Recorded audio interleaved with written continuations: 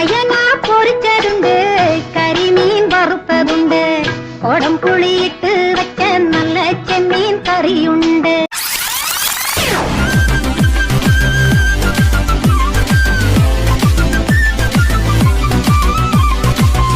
ഈ ഉരുള കഴിക്കണമെങ്കിൽ ഉരുളയിൽ തന്നെ വരണം.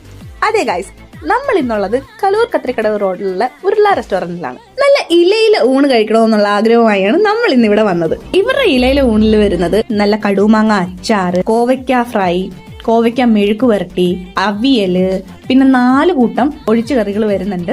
പിന്നെ നമ്മൾ ഇവരുടെ സ്പെഷ്യലായ ബീഫ് കൂർക്കയും ആവോലി പൊള്ളിച്ചതും പിന്നെ ചെമ്മീനുമാണ് ഓർഡർ ചെയ്തത്. ഞാനൊരു സീ ഫുഡ് ലവർ ആയതുകൊണ്ട് തന്നെ എനിക്ക് ചെമ്മീനും മീൻ പൊള്ളിച്ചതും ഒരുപാട് ഇഷ്ടപ്പെട്ടു. ആ മീൻ പൊള്ളിച്ചതിന്റെ ആ ഒരു മസാലയും പിന്നെ ചെമ്മീനാണെങ്കിലും നല്ല രുചി ഉണ്ടായിരുന്നു.